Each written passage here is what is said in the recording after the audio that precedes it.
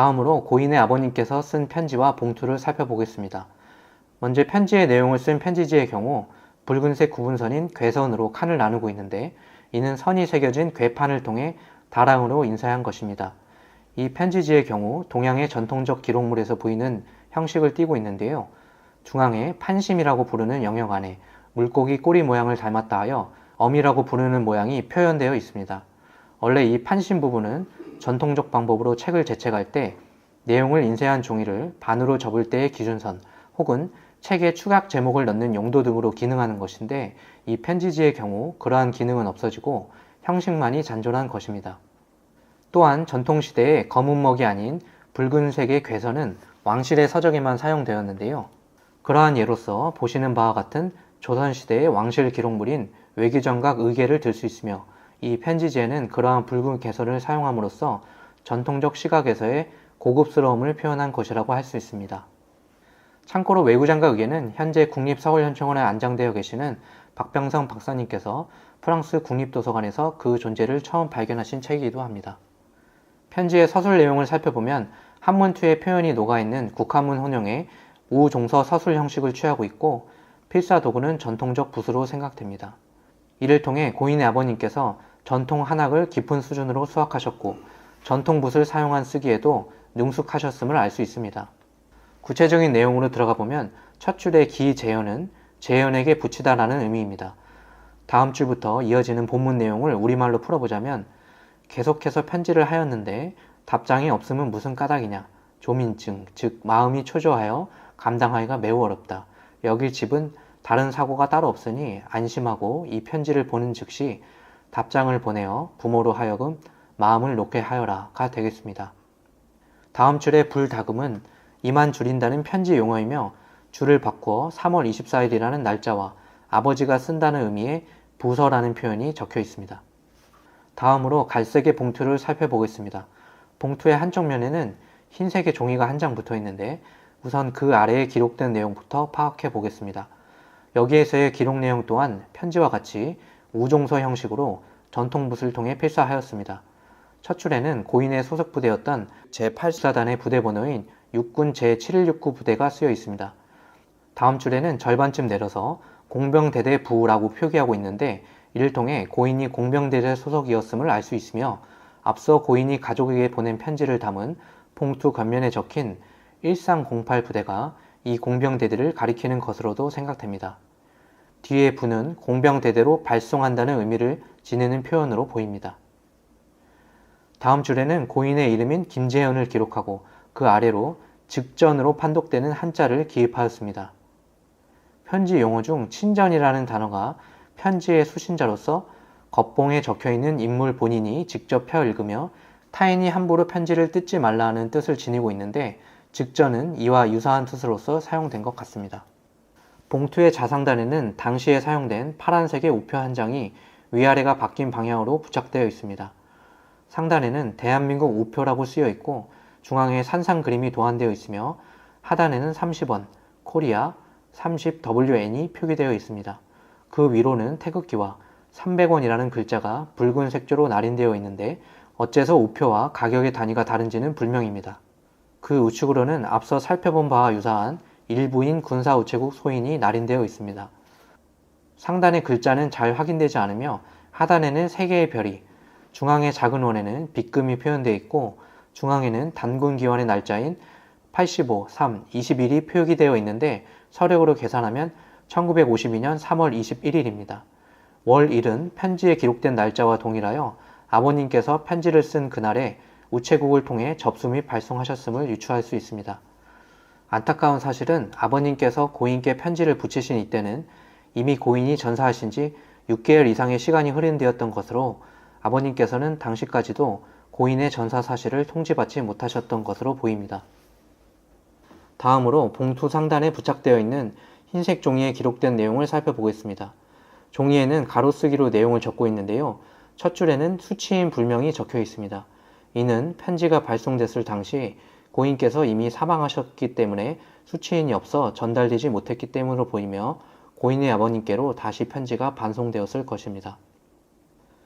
다음 줄에는 군우 155-103이라는 표현이 보이는데, 군우는 군사우체국의 줄임말이며 숫자 중 뒤에 103이 고인이 소속되었던 제8사단의 군사우체국 번호입니다. 앞에 155 숫자의 경우 다른 잔존 자료의 사례를 고려하면 해당 군사우체국이 관할하고 있는 군부대 내에서의 수신처 구분을 위해 사용된 번호로 생각됩니다. 통상 앞 1호는 고정되고 그 뒤에 숫자 한 자리를 바꾸는 형식으로 나타납니다. 다음 줄에는 고인의 소속 부대인 제1308 부대가 쓰여 있습니다. 그 아래에는 앞서 살펴본 사례와 다른 형태의 군사우체국 소인이 날인되어 있습니다. 타원형의 소인인데요. 상단에는 양쪽에 별이 있고 그 사이의 글자는 명확히 판독이 되지는 않는데 가장 앞글자가 제, 가장 뒷글자가 대로 보여서 부대 번호를 날인한 것이 아닌가 합니다. 아래쪽에는 왼쪽에 제 글자가 날인되어 있고 그 우측으로 1308 부대를 직접 써 기입하였습니다. 안쪽 타원의 중앙에는 428까지가 날인되고 그 우측으로 직접 날짜를 써 넣었는데 서력으로 계산했을 때 1952년과 24일은 확실하나 월이 확실하지 않은데 6월로 보이기도 합니다. 하단에는 한자 접수가 날인되어 있는데 소인 중앙의 표기 날짜에 우편을 접수하였다는 의미로 풀이됩니다. 다음으로 봉투의 다른 한쪽 면을 살펴보겠습니다. 우측에는 편지를 보내신 아버님의 집 주소인 경북 안동읍 법상동 71이 첫 줄에 다음 줄에 아버님의 성함인 김종섭이 쓰여 있습니다. 그 위로는 편지를 붙이신 아버님께서 표기한 것으로 생각되는 X 표식이 보이는데 의미는 불명입니다. 이 편지 봉투와 앞선 봉투의 사례를 함께 살펴보면 이 당시의 우편 봉투에는 한쪽 면에 우편 수취인의 주소와 이름을 적고 반대쪽 다른 한 면에는 발송인의 주소와 이름을 적었던 것으로 보입니다. 군사우편 날인과 원형의 우체국 소인, 검열 도장 등의 경우에는 대체로 우편물을 받는 수취인의 정보가 적힌 면에 날인된 것으로 보입니다. 이어서 1953년 당시 육군에서 고인의 아버님께 보낸 우편물 두 점을 살펴보겠습니다. 한 점은 우편 봉투, 한 점은 속지 형태의 자료인데요. 속지 역시 봉투 형태의 자료인데 내부에는 아무것도 들어있지 않습니다. 이 두 전 유품의 크기와 이어서 설명드린 내용을 감안할 때 속지 형태의 자료가 봉투 형태의 자료에 담겨서 우편 발송되었던 것으로 생각됩니다. 먼저 봉투를 살펴보면 한쪽 면에 주소인 경북 안동군 안동읍 법삼동이 가장 위에 필기되어 있고 그 아래 아버님의 성함인 김종섭과 귀하가 적혀 있습니다. 봉투의 우측 상하단과 하단에는 우체국 소인 등 3개의 남색 날인이 있는데 이 날인들은 주소 등을 적은 필사 방향과 다르게 봉투의 세로 방향으로 찍었습니다. 우측 상단의 남색 우체국 소인은 앞에서 살펴보았던 사례와 유사하게 이 시기 사용되었던 소인의 모양을 하고 있습니다. 상하에는 다소 흐릿하게 날인되어 있지만 군우 103과 별 3개가 표현되어 있고 중앙 안쪽 원에는 빗금 표현이 보입니다. 하지만 날짜가 있어야 할 중앙 공간에 이 소인의 경우 날짜 기록이 없습니다. 그 대신 봉투 좌측 하단에 서력 기원 기준으로 1953년 8월 17일을 의미하는 당군기원 날짜와 접수라는 한자가 적색 펜으로 쓰여 있어 이 우편밀이 작성된 시기를 가늠해 볼 수 있는데요. 6.25 전쟁이 휴전한 1953년 7월 27일 이후라는 것을 알 수 있습니다. 나머지 두 개의 날인은 군사 우편과 검열인데요. 앞서 살펴본 사례와 형식은 거의 유사하지만 날인의 모양과 글씨체에서 차이가 있으며 S2의 표기도 빠져 있습니다. 검열란에 날인된 개인 도장의 글씨는 남동휴인으로 보입니다. 그럼 봉투의 다른 한쪽 면도 살펴보겠습니다. 상단에는 군우 155-103이 쓰여 있는데 앞서 설명드린 것처럼 이 우편물을 취급한 제8사단 군사우체국의 번호는 103이고 앞에 번호 155는 103 군사우체국 내에서의 분류 번호로 판단됩니다. 그 아래에는 8사단의 부대 번호인 제7169 부대가 적혀 있으며 당시 8사단장이었던 장도영 육군소장의 계급과 이름이 이어서 적혀 있습니다. 이 기록면은 등사기를 이용하여 인쇄한 것으로 생각됩니다. 다음으로 육군본부에서 발송한 우편물을 살펴보겠습니다. 먼저 지금 보시는 자료의 한쪽 면에는 고인의 아버님의 주소와 성함이 적혀 있습니다. 그 우측으로는 세로 방향의 군사우편 남색 날인과 함께 좌측 상단에는 군사우체국 번호 없이 상하단에 한자로 군사우체국 표기와 내부에 빗금 표현이 있는 소인이 찍혀 있습니다. 여기까지는 다른 우편물과 동일한 일반적 내용이나 중요한 것이 하단의 한자 기술입니다. 이 한자의 내용은 괄호 안에 장병생사문의용 답이라고 되어 있는데요.